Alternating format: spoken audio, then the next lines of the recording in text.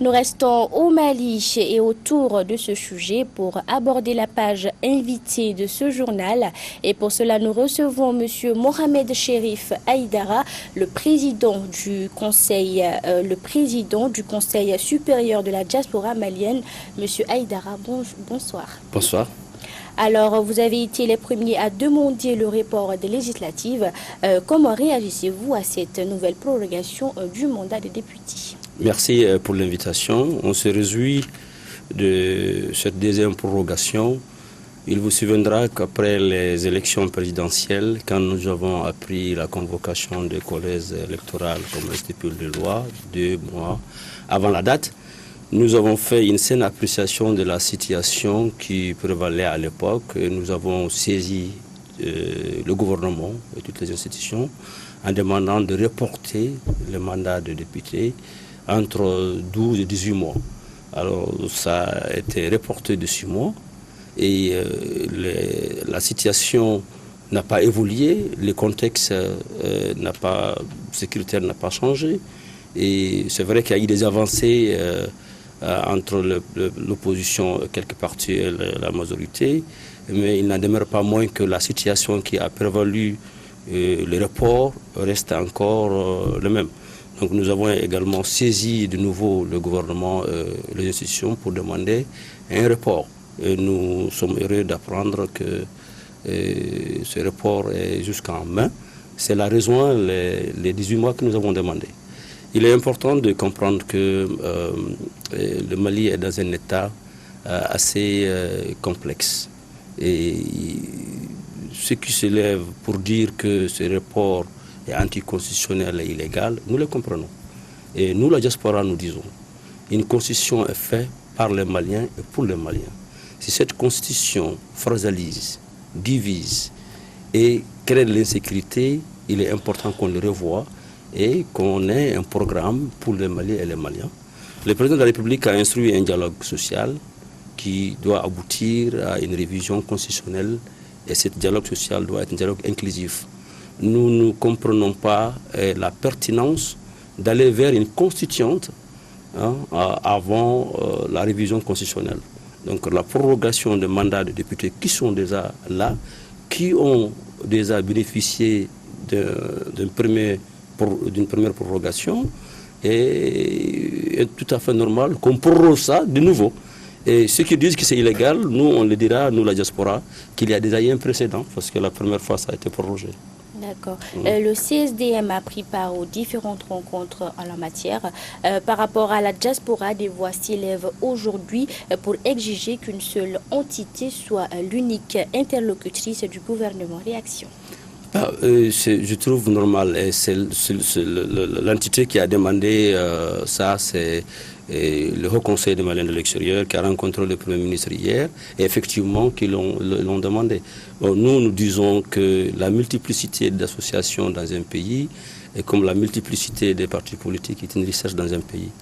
Et une association comme le CSTM, nous avons été utiles. Et vous venez tantôt de parler de report de législative, la prorogation de mandat de député. C'est le CSDM qui l'a demandé. Le CSDM a également entrepris des démarches pour rapprocher l'opposition et la majorité. Et il vous souviendra que le président de l'opposition, l'honorable Soumaïla Cissé, est venu nous remercier au CSDM à notre siège pour notre engagement et le rôle que nous avons joué pour ce rapprochement. Et cet actuel gouvernement est l'issue d'un accord politique entre certains partis d'opposition et le gouvernement. C'est à la suite de la négociation que le CSDM a mené. Et une association qui joue un tel rôle, on voit mal un gouvernement d'accepter de négocier ou de prendre une seule entité en tant qu'interlocuteur. Et ça, je peux vous rassurer que c'est certainement une inquiétude, mais nous le disons, qu'il n'y a absolument pas de souci par rapport à ce que la diaspora et les deux fêtières pouvons faire pour aider les Maliens établis à l'extérieur qu'on appelle communément la diaspora. Si toutes les entités sont là pour servir la diaspora et non se servir d'elle, je ne vois pas de difficulté et je ne vois pas le gouvernement prendre une seule entité au détriment d'un autre, parce que le gouvernement a les soucis du bien-être des Maliens établis à l'extérieur. D'accord. Quelle est la différence entre le Haut Conseil des Maliens de l'extérieur et le CSDM? Et bon, le CSDM est né de la différence du Haut Conseil des Maliens de l'extérieur. Nous sommes dans 47 pays aujourd'hui, nous existons dans tous les pays où se trouve le Haut Conseil. D'ailleurs, actuellement, en vous parlant, le président de la République est au Gabon. Et c'est le CSDM qui s'adresse aux ressortissants maliens résidant au Gabon pour tous les Maliens qui résident au Gabon. Donc il n'y a pas une différence à part que le Haut Conseil est né en 92 après la révolution que le Mali a connue, l'événement de la démocratie, et elle était supposée réunir tous les Maliens établis à l'extérieur. Mais force est de constater qu'il y a eu des défaillances et le CSDM a vu le jour pour combler ce vide. Et c'est ce que nous sommes en train de le faire. La seule différence aujourd'hui, c'est qu'il bénéficie de l'utilité publique. Et nous, on est à notre 4e année. On n'est pas là encore, mais je peux vous rassurer, pour tous les actes que nous avons posés et depuis notre création jusqu'à aujourd'hui, aussi bien à l'intérieur qu'à l'extérieur, il n'y a pas de raison que nous n'adoptions pas un décret public, et en ce moment, le problème de la différence ne se posera plus. D'accord. Dites-nous en quoi, selon vous, les Maliens de la diaspora doivent être partie prenante du processus de réforme à venir? Et simplement parce qu'on est des Maliens comme les autres. La constitution malienne en vigueur ne fait aucune différence entre Maliens de l'intérieur et Maliens établis à l'extérieur. Cette constitution en vigueur, à son article 110, fait référence les Maliens établis à l'extérieur. On ne mentionne pas le nom d'une entité. On est Malien à part entière, un Malien sur 3 vit en dehors du Mali. Nous avons le même droit civique et le même droit constitutionnel. Nous apportons à l'aide au développement du Mali plus de 15% de PIB. Il n'y a pas une seule famille au Mali qui n'est pas quelqu'un qui est en dehors du Mali. Donc nous ne comprenons pas qu'il y ait un programme pour le Mali et pour les Maliens sans l'implication efficiente et efficace des Maliens de la diaspora. Et nous espérons jouer notre rôle.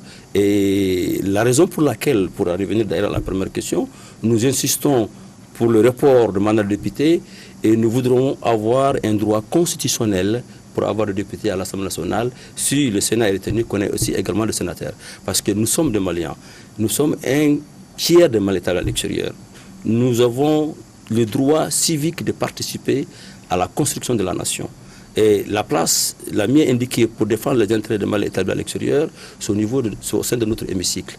Et je vais vous dire quelque chose sur le plateau.